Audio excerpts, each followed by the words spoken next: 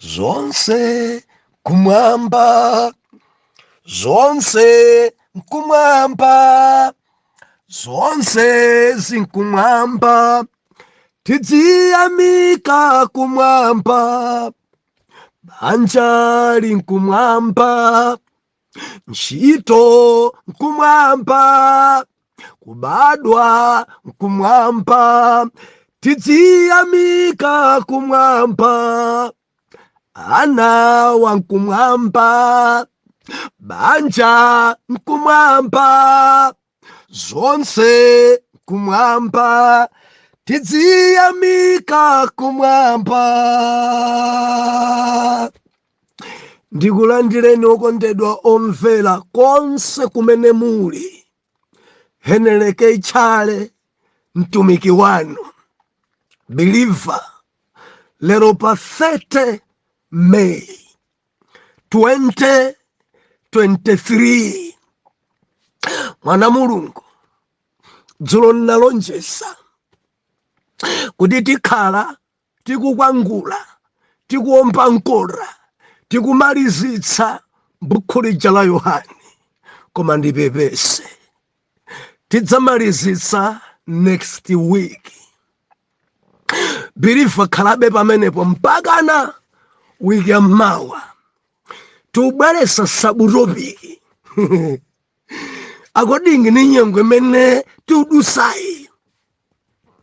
Dzulo nanena kuti pali mawu angapo amene Yesu adalankhula m'buku lija la Yohane. Mawu amenewa tidzatanthauzira tikamakumananso sabata ya mawa. Mawu amene Yesu adanena mu buku la Yohane ndi dzina la Mulungu. Mukumbukira pamene Mulungu amantuma Moses kwa Farao, adamuza kuti ukapita ku Igupti ukamuze Farao, ukauze swabale yako kuti ine ndine andituma. Believer, ine ndine ndi dzina la Mulungu. Kamuze Farao, ine ndine andituma nditulutse ana Israeli. Ine ndine andituma kuti mbumba yake ichoke.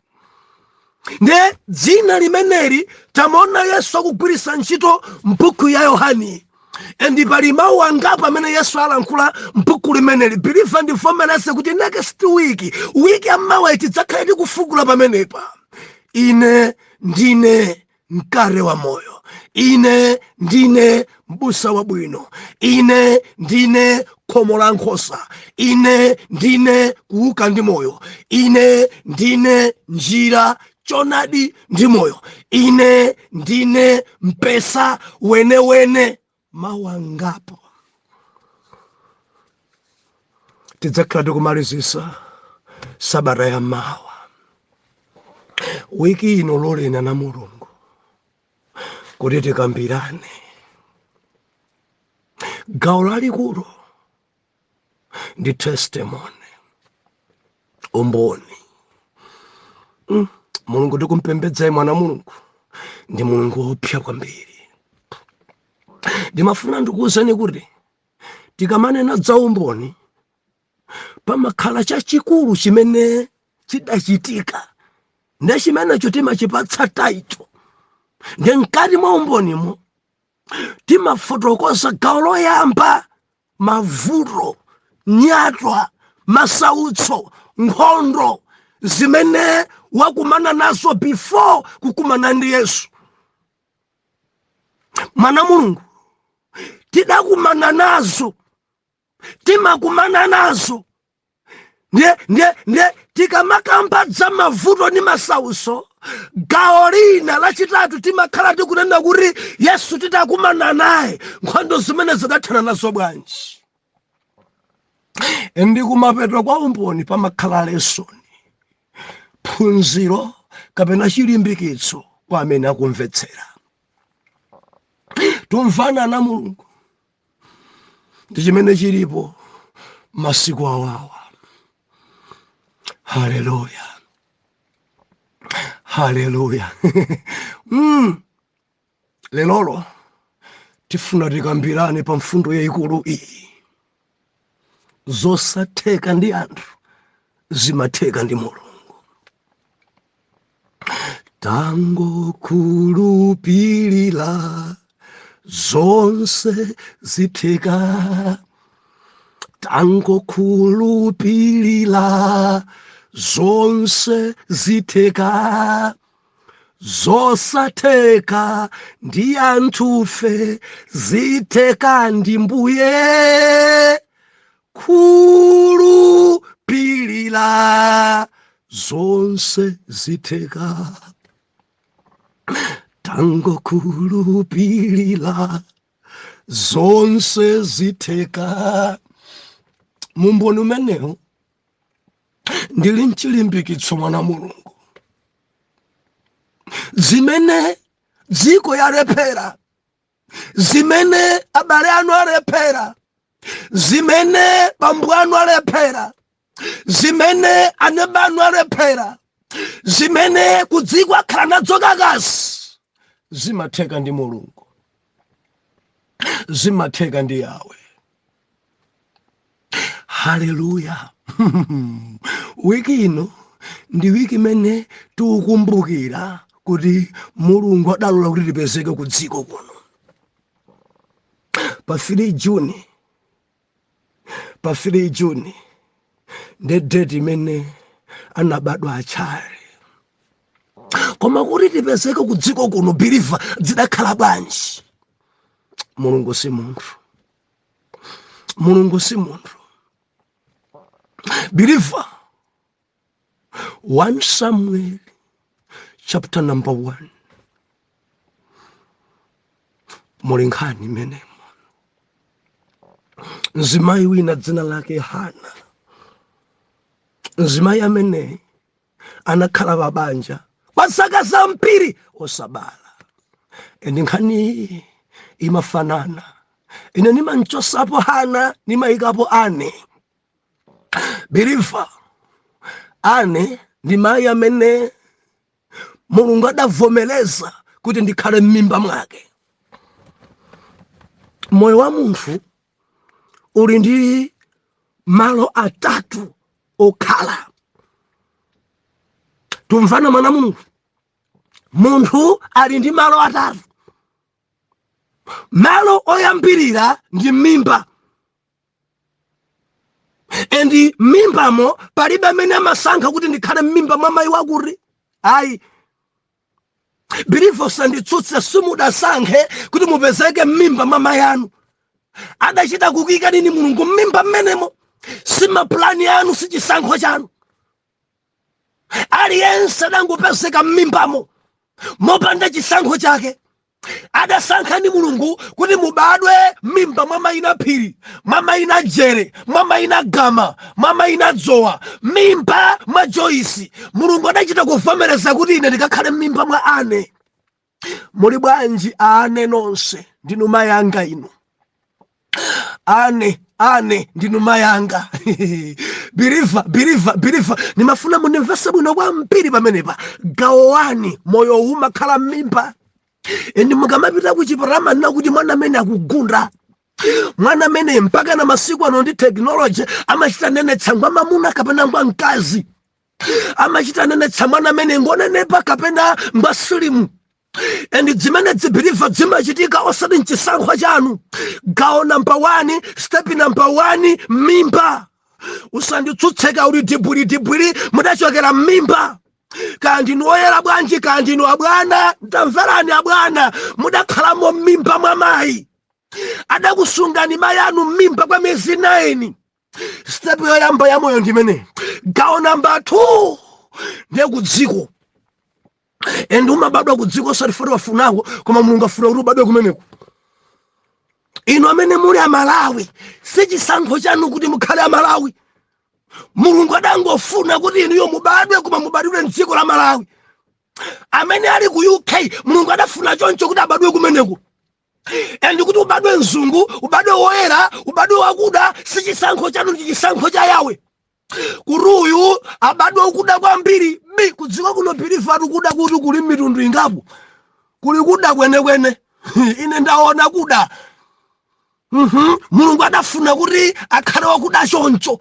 Sichisankho cha munthu kuti achite kudela tubi, endi sichisankho cha munthu kuti munthu akhale woyera, endi sichisankho cha chimene chisankho cha Mulungu kumango bado kudziwa kuno pabanja abadwa mwana ngoyera okhala ngati mzungu, abadwa mwana ndo alubino, andi sichisankho cha wina kuti abadwa alubino. Ayi, sichisankho cha munthu kuti ubadwe mkaladi. Ayi, adachita funa yawe. Tumvana ka nderi kama babwa kudziko wina omakhala wantali, wina onenepa, wina wamfupi, ndeti kamafika posinjirana ayi ka size kacheka ayi mimba chenje ikulu. Sichisankho chacho takhale mimba ikulu. Ayi amene ngwasirimu kwambiri, ayi amene amene ayera kwambiri, ayi amene ada kwambiri. Kudziko kuno nkamanena dzochuluka ni mafrandi ukuzena okondedwa. Sichisankho. Mulungu adafuna kuti nzanuyo aoneke mene alilimo. Lero Mulungu adafuna kuti Atchale adzoneka mene akuonekera. Opanda mimba yayikulu asirimu taisambiri kamakumana ndi ena amadabwa mkumadu kodi ndinuyo abusa Atchale ndinu. Bwanja ndimaganisa kuti ndi munthu wankulu kwambiri, wakhala ni mimba yayikulu, wachijekete chachikulu, wakalekale, wadzakala ndi mwina 70 kapena 80. Sinimadziwa kuti mnyamata othamanga chonchi. Oh, haleluya. Malo achiwiri a moyo wa munthu ndi kudziko. Ndikudziko Mulungu adavomereza mubadwe boma limene licha. Kamudabadwa ku Palombe, kamudabadwa Blantyre, kamudabadwa ku Chipatala, ena mudabadwa mmudzi, ena mudabadwa panjira, ena mudabadwa mungolo, ena mudabadwa mu ambulance. Panse bati panopa sitifika ku Chipatala tango imani masanga abale. Tikuyenda limodzi na Mulungu. Endi zimenezo sichisankho chanu. Sichisankho chanu. Mudango sindi odeba sindinu wakumulanje, ndinu wakutcholo. Banja dani mulomwe nkulu, ndi manganja uyu. Mudango sindikira mabadwa ku Nsanje, biliva sichisankho. Nkore nthatu kuno. Nango zino lidabadwa basi liko kuno. Ambuye zikomo. Musaiwale ndi wiki ya maumboni. Mulungu tikumpembedzayi mwana Mulungu. Zimene dziko alephera zimatheka ndi iyeyo. Malo achitatu amene munthu akakhale ndi ku paradiso kapena ku Gahena. Nde malo achitatuwa dzikutengera kusankha kwanu. Apa ndi patsindike. Kukhala m'mimba simudasankhe. Kubadwa ku Malawi kapena ku Mozambiki sichisankho chanu. Malo awiriwa sichisankho chathu. Ndi Mulungu adafuna choncho Mulungu. Koma malo achitatu alimasampara. Pali malo awiri, kuli paradiso moyo osatha, kuli Gahena chilango chosatha. Ndiye kuti masampara pano kodi ukufuna kumanjaku kumene kuli kwa Atate mparadiso, kapena ufuna kumanzere kumene kuli ku Gahena kumoto. Sankha. Pamene tili padziko pano biliva tikamachita, kati kamaenda, tikamalankhula, tikamapembedza, kuti kufunafuna malo awiriwo. Palibe munthu amene anganene kuti ayi ndidzakhala pano mpaka nakalekale. Ayi, malo ano tidzachoka. Kamukufuna kasimukufuna malo wachiwiri tidzachoka. Tikachoka malo wachiwiri kutsogola kuli malo awiri, kuli paradiso komanso kuli Gahena. Nde malo awiriwo alipasa chance. Sankha. Ngati ufuna malo awa paradiso, ndi alipasa kuti upewe zoyipa. Pewa zoyipa. Si zonse zimene ungazijoyine. Sinkhani zonse zimene ungazilowerere. Si dzokoma zonse zimene ungagwire nawo ungadye nawo. Dzina dzilekere. Si madrinki onse amene iwe ungamwe. Ayi. Si zakudya zonse zimene zizingolowa pakamwa. Ayi. Zina dzileke. Malo wachiwiri pali gawo. Malo wachiwiri alipasa ntchito. Malo wachiwiri akutengera kuti inuyo ndi ukamba ndi inuyo. Mufuna kuti. Mameseji onse olalikidwa. Mtimabe uligwa. Ndikuti mwasankha. Ndikufuna ine kumoto. machita muza Ambuye ine ndiye mudzanditenthe kwambiri.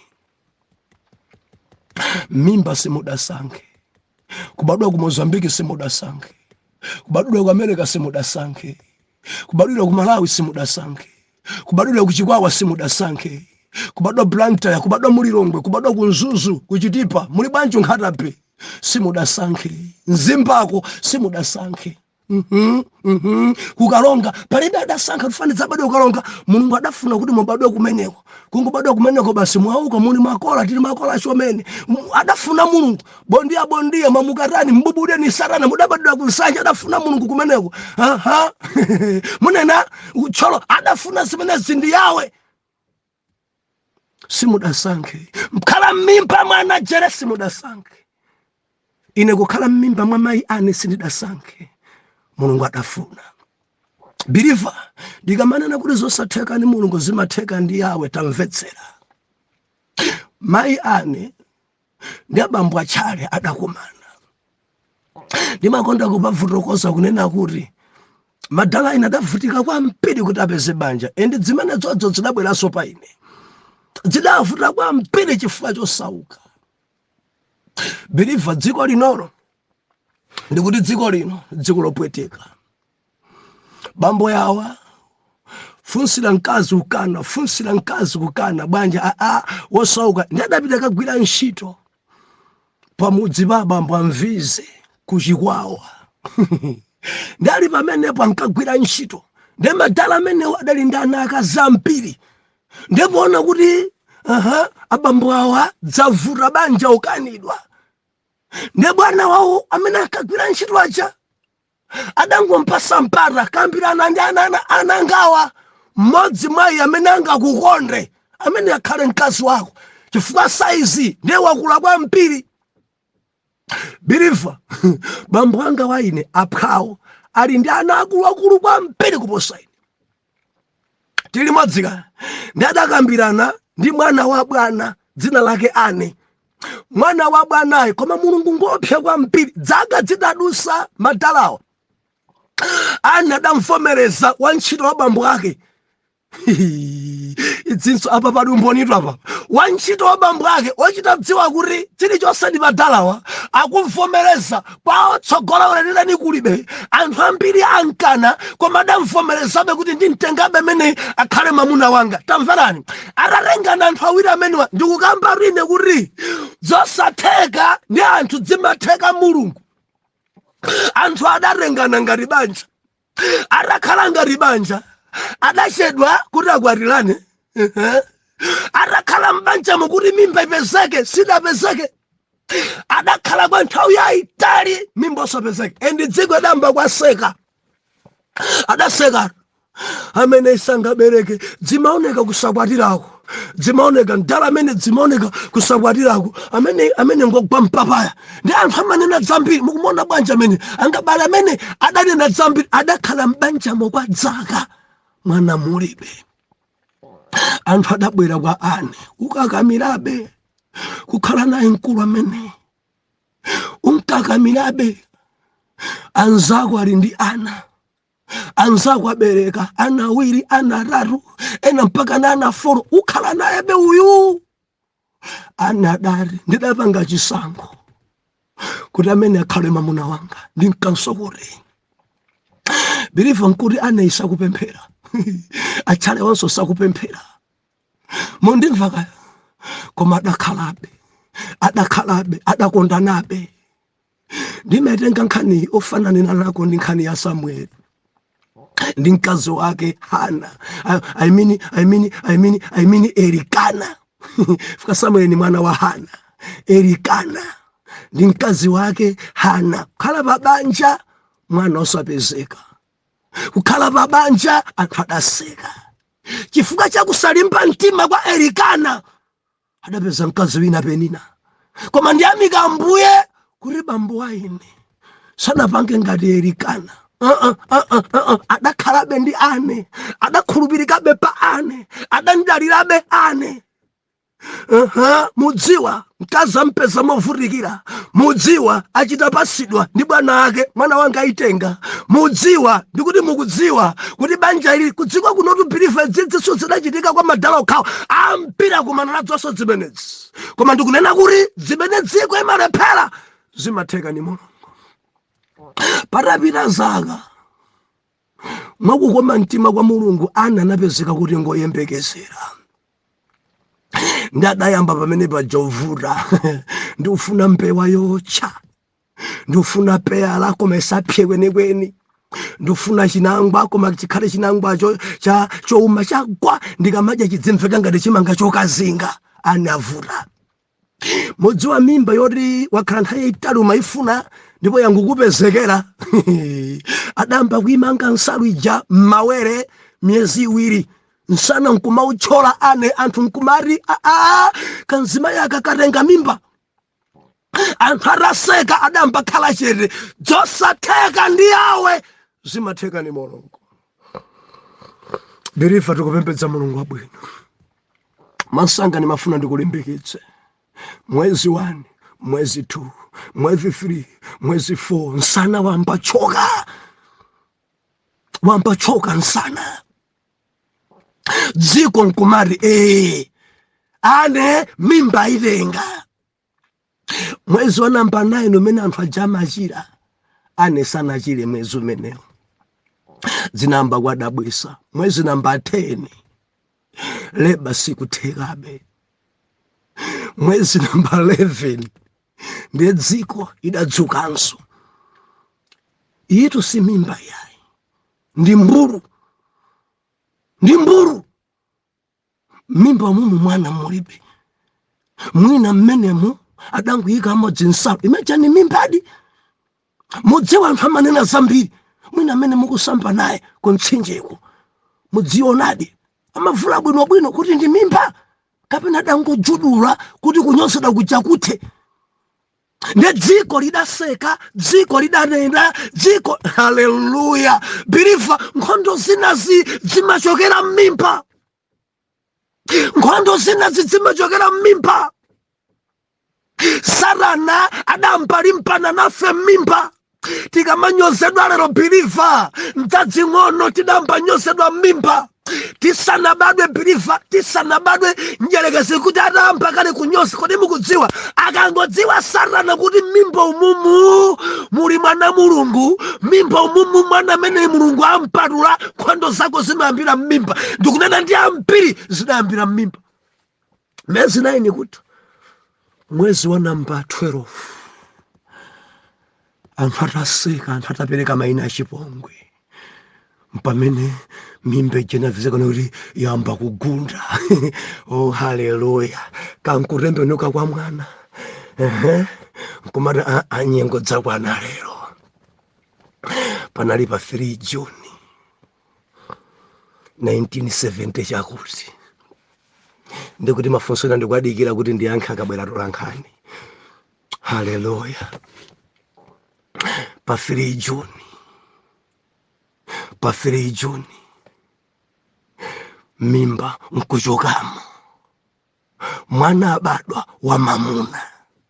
Kumuyang'ana nkhope yake, kodi mwana amene ndi nda Ndi Tchale. Pa 3 Juni